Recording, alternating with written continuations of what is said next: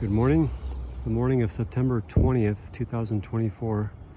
It's been a little over 2.5 weeks since I did a garden walkthrough, and it's been a very dry and hot couple of weeks. So things are looking even worse than they did last time. But I'm gonna walk through and just show what things are like. Probably won't linger too much on a lot of things because there's not much to harvest anywhere, and there's not a whole lot to show that looks good. You'll see that a lot of the plants are drying up, turning brown, going dormant. In some cases, trees losing a lot of leaves. Here's a serviceberry, it's lost a lot of its leaves. Yeah, everything is kind of going to seed. Not many flowers left blooming. The green-headed coneflowers here are done. These wild senna are just seed pods at this point.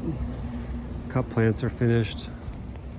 I do have a bunch of sunchokes, Jerusalem artichokes, blooming next door. I'm not going to walk over to my fenced-in gardens and show those, but that's kind of the last thing blooming here. Really, we should have a bunch of New England aster blooming right now, but the deer, and I just scared a deer out of this same space that I'm in when I pulled up a minute ago on my bike. They're here in the middle of the day a lot now. Well, here's one little patch of New England aster that the deer must not have noticed, but it is only about waist high, so they probably did nibble on it at some point because it should be 4, 5, 6 feet high.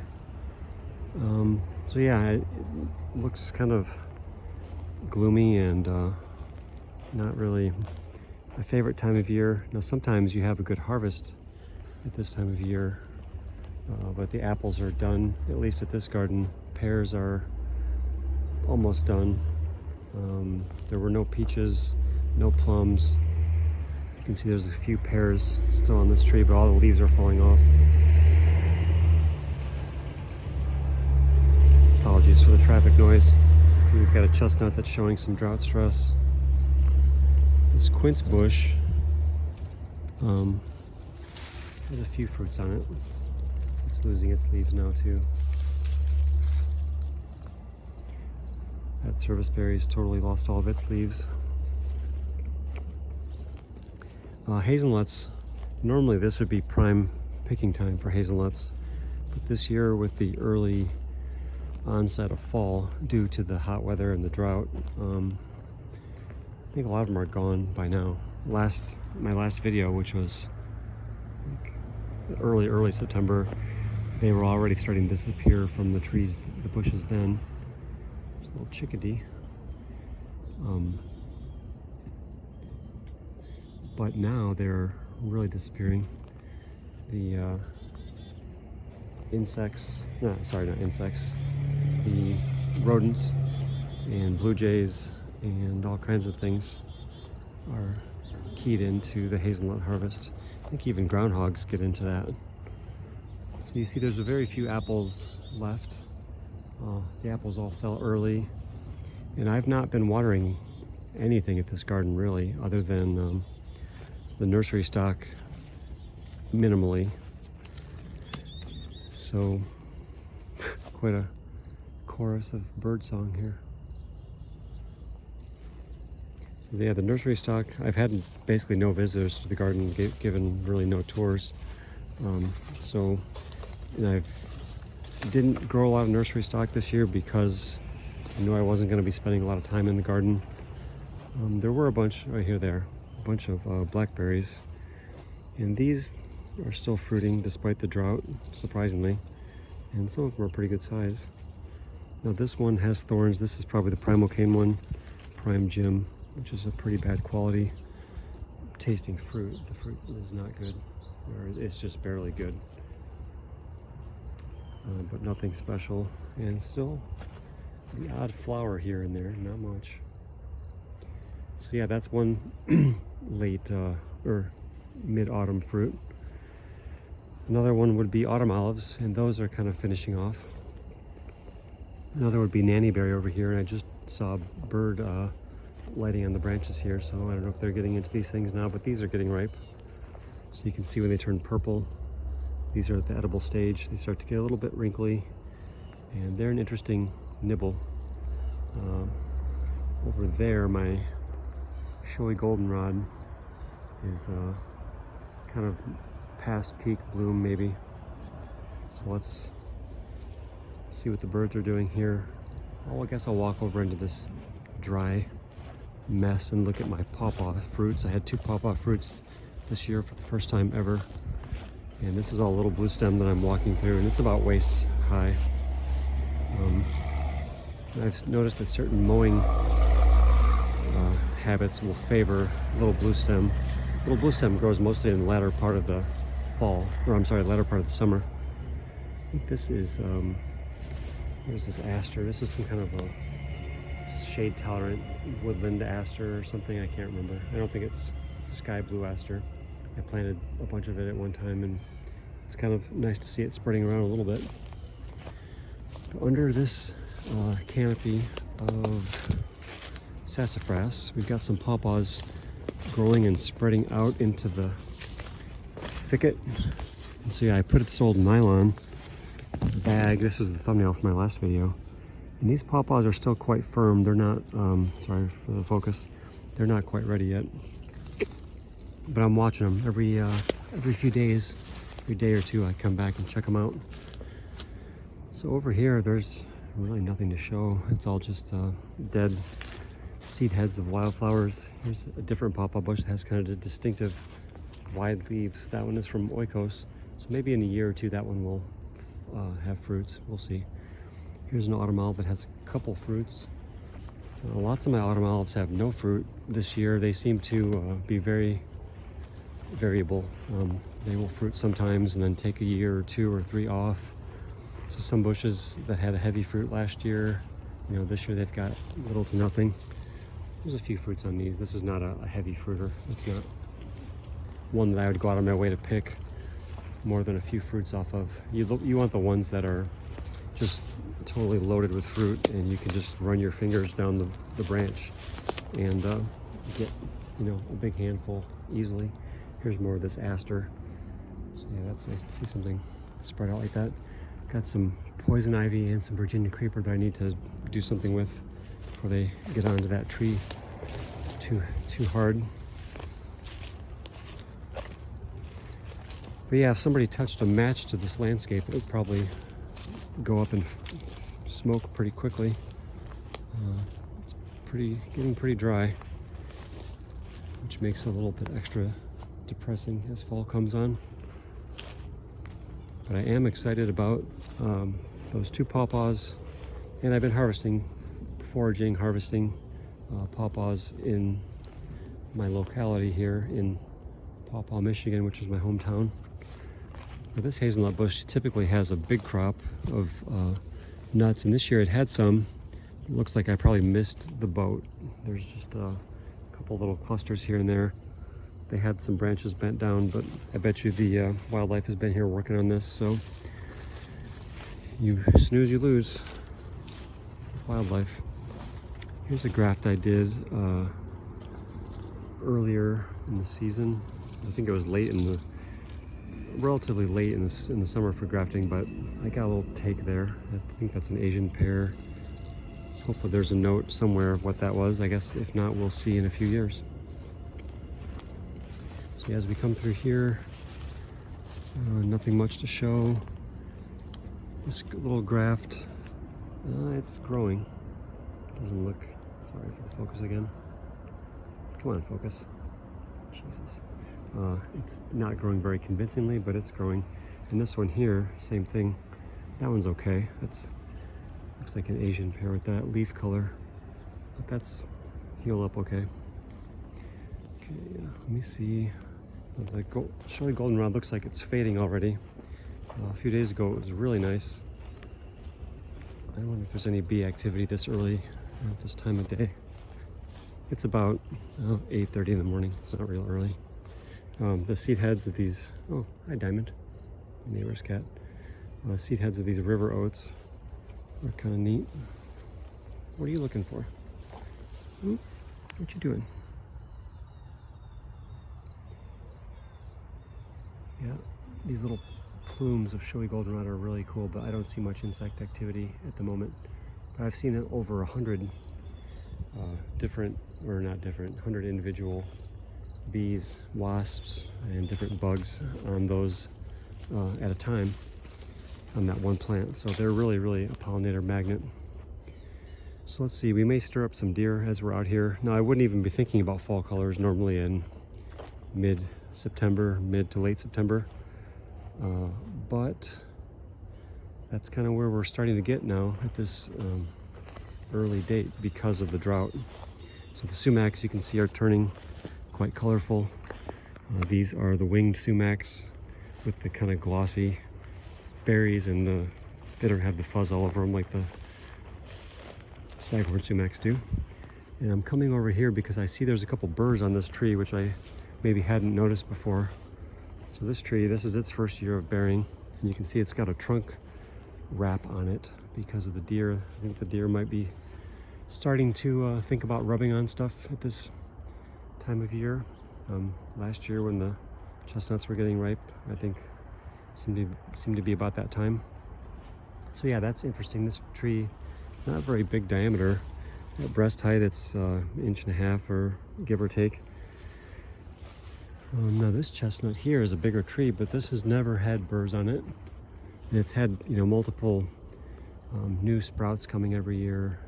These things, the growth habit is not always what you would hope it to be. So as we turn, you see this kind of gradient of color on the sumacs.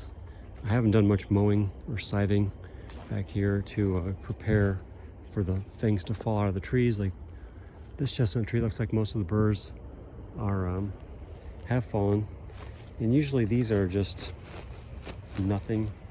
This has been a disappointment pretty much every single year. I'm going to shake this and see if anything comes out. Probably, yeah, a bunch of leaves, maybe a few burrs. These are small, and I think, you know, these are not even developed yet because it's they fell off because it's dry, and so the tree is kind of aborting it earlier than it should, because these things should not be falling and should not be opening until they're, you know, turning brown. The nuts are turning brown. So this one, sorry for the showing nothing. Come on, focus.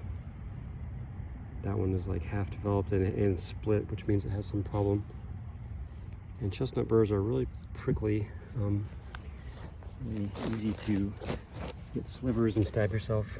But yeah, these nuts needed another week or two, probably. Those are not, I mean, you could eat these.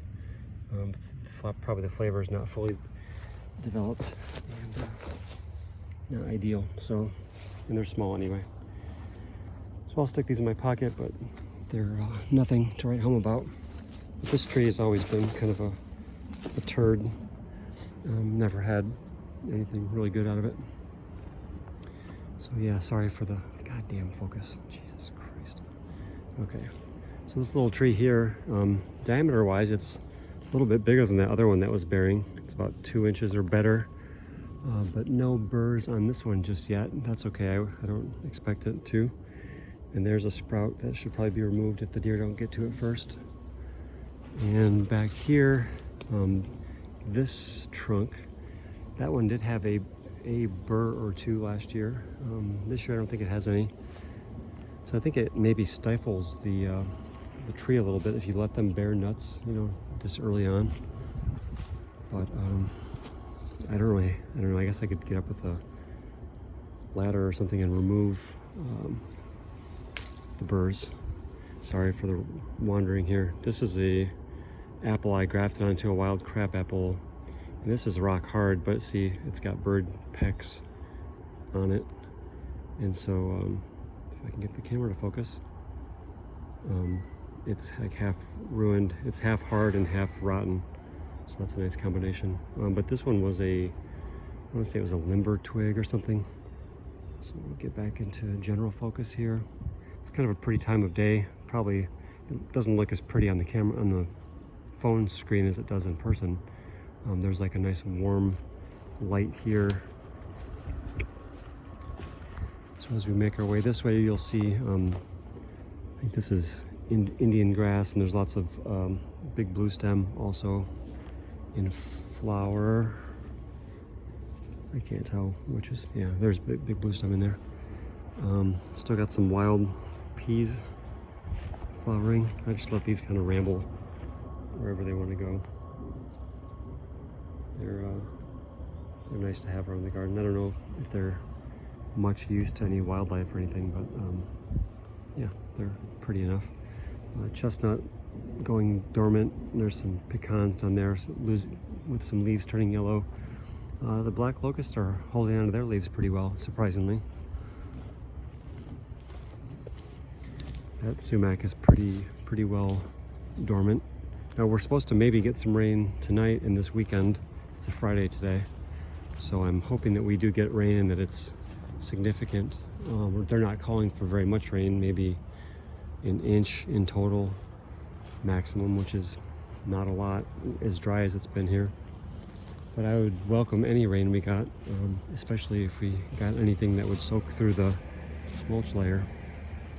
So grafted mulberry there, grafted gumi here. Now we're getting over toward the chestnuts and chinkapin chestnuts. So on the ground layer here, you'll start to see burrs. And I'm sure the squirrels and the deer are working overtime, double time, triple time in coming and cleaning up whatever is falling here. And this tree has gotten so big that I can't really shake it anymore. The trunk is pretty substantial. Yeah, that's a dud. So you see you get little dud ones that fall out. But there are some filled ones also. I've been picking up a few that were filled. It's just a matter of looking around carefully. Now, these little pouches that they come in are like velvet. They're really soft to the touch. They're cute, but they're very lethal on the outside. You don't want to jam your finger into one. Okay, so yeah, you can see the diameter of this trunk nowadays is, let's see how big we're getting. That's probably breast height 10 inches. Give or take an inch. That's pretty good size. And the ground cover layer here is getting pretty dry.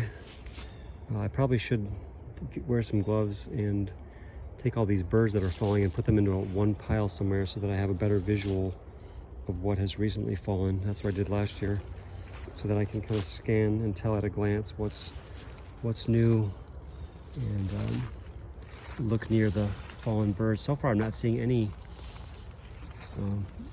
nuts that are good, that are not blanks.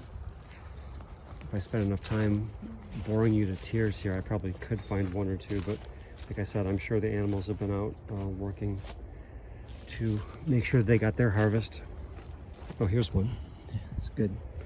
So this looks like it may have been a single in the burr, because it's the shape of the, it's not really very flat on any side.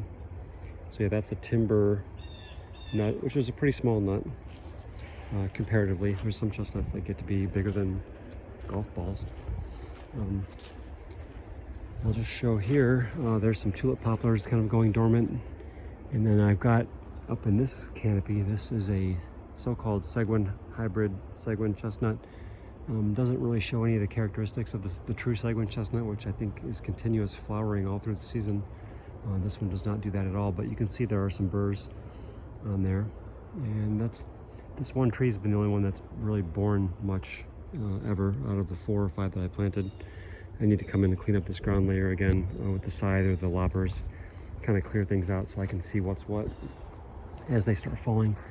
And then this chinkapin here, you can see this whole southern face of it is pretty blighted. Need to cut that stuff out this winter. Give it some more sunlight. Let the, maybe get rid of the blighted stuff, burn it or something. But there is blight around, and so that's okay. That's a fact of life. When you're growing chestnuts in the Midwest, you're going to have blight around, and it's going to find your trees, and it's going to kill some of them probably. But you just have to find the trees that are more resistant and work with those instead. So these chinkapins, which are nuts that are singles, there's a stink bug on the burrs. There's another weird stink bug there. Sorry for the focus. See if this tree here, this is the one that's got the better nuts. And these are not really opening yet as of the other day. Let's see if there's any opening now. Looks like not so much, maybe one or two. Sorry for the camera work for a second here. Okay, there is one. Just give you a visual of what these look like. They look kind of like little candy corn. Let's see if I can pry this out of its burr. Damn, it's not quite open yet. So it, oh, son of a bitch. Yeah, I'm gonna leave it. I wanna draw blood for the video. See if I can focus again. Yeah, but this tree, this has a good crop. Again, I need to manage underneath the tree so we can see what's what. Although usually I'm picking these off the tree and not letting them fall to the ground because by that time it's easy to lose them. And they're small, and there's, you know, hundreds of nuts on that one tree. This swamp white oak is showing some leaf change, going dormant. Pecan going dormant. Getting a little bit of pretty fall color in the background there. There's catalpa in between two tulip poplars. And there's a couple of persimmons I've grafted here along the way. I've really not watered anything in this forest garden all summer for the most part. Now the other day I did just come, I think it was yesterday or 2 days ago, I did come and water just a few young plants that you know, may die if I don't do that. But the older plants are kind of on their own. Things that have been here for, you know, more than 2 or 3 years. Generally, I'm not going to baby too much, unless it's something really extreme, which so far this is not a really extreme drought. It's pretty annoying and it's a little disheartening, but it's not, you know, to the point where it's not as bad as I've seen it other times, I guess. That's what I should say. So yeah, I'm glad I did this in the morning because there is some pretty light and it's kind of cloudy, so it gives a little bit of dynamism to the sky. It's not just one thing. But that low angle light in the fall can be very beautiful. Here's an autumn olive that's got some good sized fruits. Maybe on the larger side. Not a real good amount of them, but they're decent size.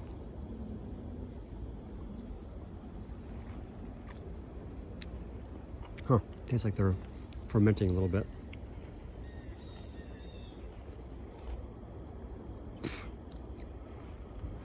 Catalpa, probably a seedling of this bigger catalpa over there. Lots of little blue stem grass. That's where all this brown stuff is, yellowish brown. Okay, more sumac. Chestnut that I caged up this year. White birch I planted, evergreen that I planted, white pine that I planted. All these evergreens I planted. Another white birch. White birch are pretty. They're a nice thing to have in the mix, and they seem to grow okay here. They're not. There's a couple that are lesser versions of this one. Maybe I'll plant it at the same time. I don't remember exactly. Let's see if we can go in toward the sun here without blinding everybody. So the thicket of wild plum didn't really have any fruits this year for some reason. The wild grape, the deer got pretty much all that harvest. And these hazelnut bushes over here, they had a big crop, I think 2 videos ago. And then in my last video, this bush had been totally stripped and it still looks bare. And this bush has very few now. There's just a couple. So yeah, I think I really missed the boat on hazelnut season. I did not really pick any for myself. Oh, there's a few. I probably will come and pick some. But the wildlife got the vast majority of it. And I'm thinking because of that, there will be lots and lots of hazelnut seedlings around the neighborhood next year. I guess I'll walk back here. In my oak savanna, I'm looking for acorns. Looks like there's a few acorns on this one here. I think that's the Munders oak, if I remember right. Let's see if we can get a visual on what these things look like. Focus. That's not a bad size acorn. I can get my hand in the picture for reference. Not huge, but it's okay. And this tree is about 4+ inches. Sorry, I cut my video off when I was meaning to focus. This by Munder's oak is about, I'd say 4 inches diameter at breast height, give or take. So you can see my grass mulching as I've mown with a push mower back here. I pile that grass mulch clippings up around things that I'm trying to encourage growth on, and that seems to be a good technique. I think it's helping. So it is kind of pretty back here. I'm not going to go to every one of these oaks and look for acorns. I think a lot of them don't have any. That one was easy to see because they were lighter colored. This bur oak, I don't think, doesn't look like it has any maybe this year. Serviceberry that's kind of lost most of its leaves. This wild black cherry here that is shedding leaves as I walk underneath it. You can see the path is kind of getting leaf covered. And over time, this garden, if you get enough stem density of trees, it starts to become a self-mulching system, and it starts to shade itself, and so you get less grass, which is really a nice feature. I'm looking forward to when the grasses are dying back and I'm getting more woodland plants coming in, or at least savanna plants. This cute little thing, the whole plant smells like what is the curry, not turmeric, fenugreek. Yeah, it smells like fenugreek. It has like a nice warm curry savory smell almost. Really interesting. I think it's called Pearly Everlasting or something along those lines, some kind of everlasting. And it seems to just show up out here. There's another one there. I haven't planted that, I don't think. It may have come in as some seed mixes I've scattered around, but anyway, it's one of the members of the plant community out here, and so I'm glad for that. Now here, it's pretty much just a little blue stem. Got a bit of goldenrod there and some dewberry, but it's pretty dominated by little blue stem. Now we'll see over the years if Canada goldenrod becomes a major player. May try to do some controlled burn out here, and especially just in this little oak savanna area, but I'd have to implement some kind of fire breaks in order to feel okay about doing that, and also have some help. Have half a dozen people or something here looking after it so that I didn't burn the whole neighborhood down, because you can see how fire prone this could be, this landscape, especially as we get dry. White pine is shedding a lot of its needles. Probably should take a look at this oak. I don't think I ever pay this thing any mind. I don't remember what the name of this oak is. It's got some, it's not chestnut oak, I don't think, with those leaves. They look too wide, but maybe something that's a cross with that. And this at breast height is only, I'd say 3 inches or so, not huge. And I don't know if it's ever born. Oh no, it does have a couple acorns, but they're small. There's one or two up there, but you can't even really see them, and they're pretty small. They're like the tip of one of my smaller fingers. So yeah, these adolescent oaks are starting to produce a few acorns. They've been here since 2012 at least. This little Drought-y thing, that is red osier dogwood. I'm surprised the birds have not eaten those fruits yet. And we've got these, I think these are called dwarf chinkapin oak, if I'm not mistaken. There's 4 of them. Got lots of burrs on them. Or not burrs, galls, sorry. So yeah, if you want to make some ink, maybe these are ones from last year because they're like really crusty looking and they've got exit holes in them. I'm not sure about some of these. If these are currant or if these are what, but anyway, seems to be hanging in there despite all the galls. And as we get back here, I put my deer camera out because there's some dipshit driving through my lot here. You can see maybe some tire tracks going there. I might put some on Never mind. But anyway, we'll see if I caught them on my deer camera when I download the pictures, if they've still been coming through. So this hedgerow looks pretty crappy. Nothing really to brag about there.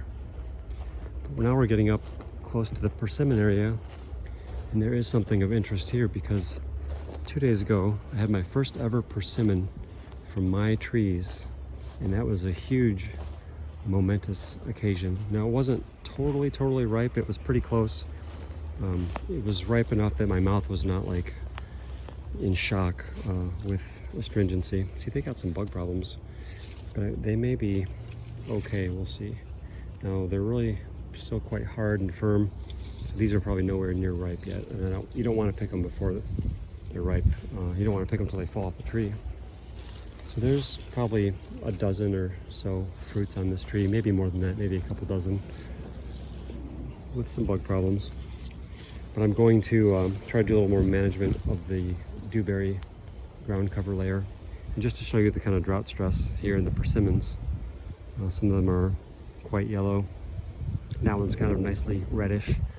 And I did come and water a couple of these the other day because, especially the ones that I'd grafted, because I'm concerned. I don't want the grafts failing on those. That would be a real drag, a waste of money and effort and patience. So I did do a little watering. Now straight up here, this is the other one that has fruit this year, and I did have my first fruit off of this one here. But again, the ground cover layer is a mess. It's like dewberry city there. This is a graft here. That's Dennis Straley's Sweet Seedy Surprise.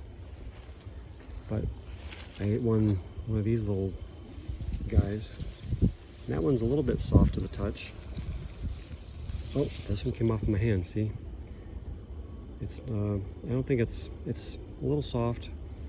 Probably edible like the one I had the other day. But see, if it falls to the ground, I'm not gonna be able to see anything, because it is such a tangle down here, and it's all dewberry shit. So I will come with my scythe and clean up a little bit, maybe get some more grass clippings to throw down. But yeah, American persimmon after, oh, how many years of waiting? 12 or 13 years of waiting, which is a huge milestone. I guess I could try to break this thing open and see what it looks like. It's probably like the other one, which was still pretty firm. Inside it was not jelly-like. This is the calyx, comes off. And this is a small size. I mean, that's like ping pong or smaller size ping pong ball. But I'm gonna kind of break this open and show you the inside. Don't have a knife on me, of course, because I'm not a real man. Yeah, see, the inside doesn't look like jelly. It looks kind of firm still.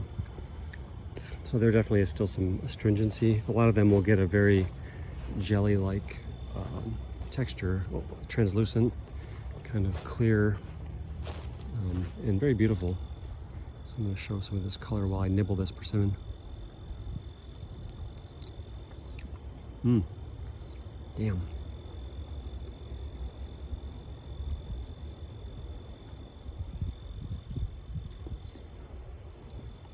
Yeah, the seeds are not totally dark yet, so it makes me think that seeds usually turn kind of blackish, I thought, or at least brown, not black. Yeah, a little astringent, but pretty good. Pretty sweet. These hazelnuts are kind of crispy. I meant to get over and harvest those, haven't done it yet. So yeah, I've kind of just eaten the interior, sorry for the camera work, eaten the interior out of the skin and then spit the seeds out. Yeah, this one's a bit more astringent than the one I had the other day. And it's still not horrible, but definitely give you something to remember it by for the next 15 minutes or so.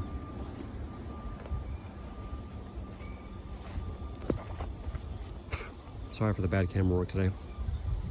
Trying to do multiple things at once, and phones are not really good cameras.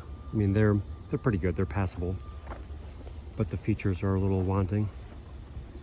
There's a couple pawpaws there, turning yellow, going dormant. Yeah, well, I think I'm gonna wrap this up soon. There you've seen it, my first ever on-camera persimmon. Now showing myself eating it 'cause I look like an idiot. But it is exciting. I'm gonna have the other half of this now. I'm gonna check out these autumn olives. Maybe these will be comparatively sweet to wash that persimmon down with. And this one, these harvest pretty easily. And they're an okay size. No stems, which is what you want. You don't want stems in the mix if you can avoid it.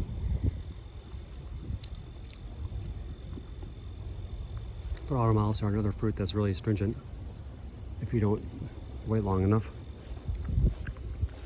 Wow. That one is kind of astringent and quite bracingly sour. Interesting contrast to the persimmon. I see blue jays raiding the hazelnuts here. Yeah, I didn't really show hazelnuts, but there's still, you know, some bushes still have quite a few. This is a hazelnut 11 in my stupid naming system. And this one has, it's probably the wildlife is not their first choice because it's got really, really thick shells. They're large nuts, but it's mostly shell, and once you get in there, it's a pretty disappointing kernel size. So I think with that, I'll kind of wrap things up. Didn't see any more deer on the walk there, but hopefully this is a little shorter than some of my damn videos. Some blue jays sparring with each other. So hope your fall is going better. Hope we get some rain. Hope you get rain if you need it. Hope it stops raining if you're one of those places that's getting flooded all the time. We were kind of in that phase earlier in the summer. It was a really, really ample rainfall season up until about the end of July. And it really hasn't rained since then. So my water tanks are kind of getting low, and in some places I got almost none. But I'll probably do another video in a couple weeks. Maybe we'll have some fall colors or more fall colors to look at by then, and see how things are looking. So thanks for watching and have a great one. Bye. I mentioned sunchokes before, just to show them flowering where the deer can't eat them. This is the red rubber variety growing in one corner of one of my vegetable gardens, and this is an unknown type here. This might be something white Fougeot or something in that little pocket there.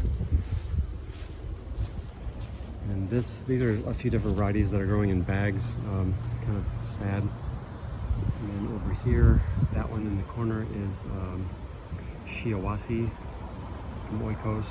They're full flower. Let's see if I've got one more peeking. Oh, this one is finished. This is a newer type. This one flowered way early. So these are already crispy little seed heads. But yeah, sunchokes are going in full flower right now.